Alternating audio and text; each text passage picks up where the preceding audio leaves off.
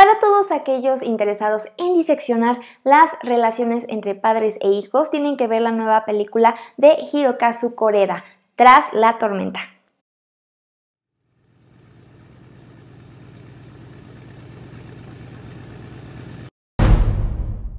Hola gente de En la Butaca, ¿cómo están? Mi nombre es Maf Salinas y este director japonés es un maestro para retratar relaciones y lazos familiares, pero también lo que ocurre con este núcleo cuando ciertos sucesos llegan a tambalear y a poner las cosas fuera de lugar o a trastocar la armonía que hay en este círculo. En su nueva película Tras la tormenta retoma esta que ha sido una tendencia que ha retomado en sus 3 últimas películas, incluyendo este filme, con Nuestra hermana pequeña, De tal padre tal hijo y ahora con Tras la tormenta. Y además esta cinta lo que también tiene es que se centra particularmente en el tema de la paternidad, como había hecho con su filme previo. En De tal padre tal hijo nos presentaba a un par de familias. Por un lado teníamos a una familia compuesta por un padre muy rígido, de clase alta y que se esforzaba demasiado por impartirle disciplina a su hijo de 6 años. Por otro lado teníamos a una familia que tenía una libertad disciplinaria pues que ponía los pelos de punta a este primer padre de familia y que además pertenecía a una clase muchísimo más baja. Y por lo mismo no estaban tan conscientes o tan preocupados por la educación y por la disciplina. Sin embargo, estas dos familias que podían parecer completamente ajenas una a la otra, terminan relacionadas cuando se enteran que sus hijos no son sus hijos. Es decir, los niños que criaron durante 6 años no son sus niños biológicos y entonces ahora se tienen que enfrentar el dilema sobre si los intercambian o no. Y el director pone sobre la mesa un dilema bastante interesante. ¿De dónde surge la paternidad? ¿Es a partir de la crianza? ¿Los padres se establecen a partir de quién cría a un hijo o se dan a partir de la cuestión biológica sobre los lazos sanguíneos?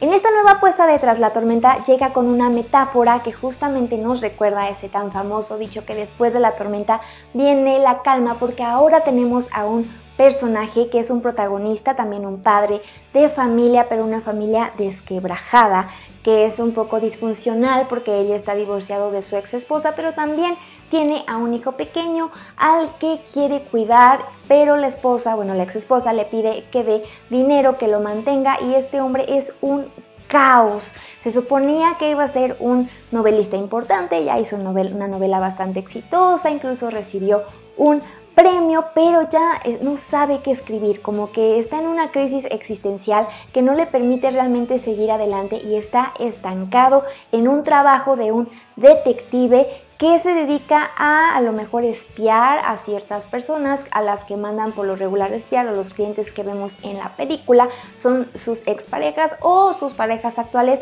que están en pleno proceso de divorcio o para chantajear los unos a los otros.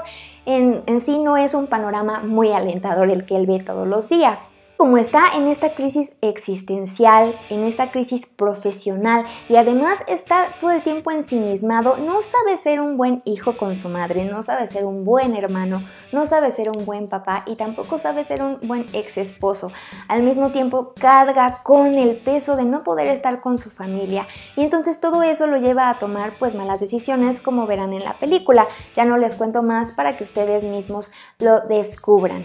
Pero lo interesante de esta cinta es que justamente en una situación muy contenida, en donde los diálogos son muy casuales, el director no se detiene a lo mejor a contarnos muchas cosas, sino que a través de diálogos muy naturales y que son muy veloces, nos da los elementos necesarios para que nosotros vayamos atando cabos sobre la relación que hay entre todos los personajes que aparecen en la película. Lo que le interesa a este director es exponer y desnudar a sus personajes íntimamente, pero no en una cuestión sexual, sino más en una cuestión emocional.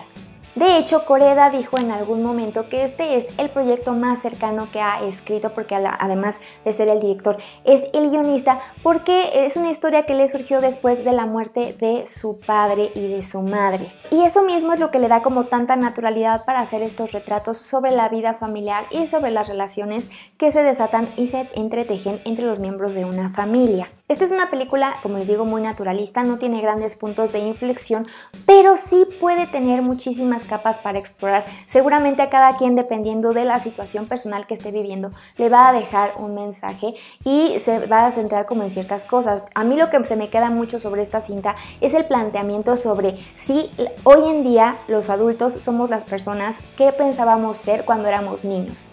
Seguramente de chiquitos soñábamos con ser alguien o algo en particular y a lo mejor estamos o no estamos cumpliendo las expectativas que nosotros mismos teníamos de nosotros. Y eso es también lo que plantea el director a partir de la relación entre el niño y su padre y ciertos paralelismos que se dan entre estos dos personajes y cómo influye la relación del abuelo del pequeño que ya murió, pero el legado que él dejó y todo lo que él hizo, cómo afectaron también al protagonista y cómo eso también lo lleva consigo. Es una metáfora sobre cómo se manejan los problemas cuando está la turbulencia más fuerte y después de pasada esta, cuando ya tenemos un poquito más de claridad y de sensatez, podemos a lo mejor ver las cosas con una luz diferente.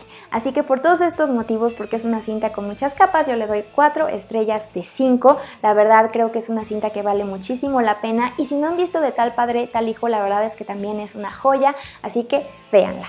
Muchas gracias por su atención, les recuerdo que mi nombre es Mabs Salinas, no se olviden de seguirme en mi cuenta de Twitter para tener una comunicación más directa donde me encuentran como Mabs Salinas, también pueden comentar aquí abajo o nos pueden seguir en nuestras redes sociales en La Butaca, tanto en Twitter, Facebook, Instagram y YouTube.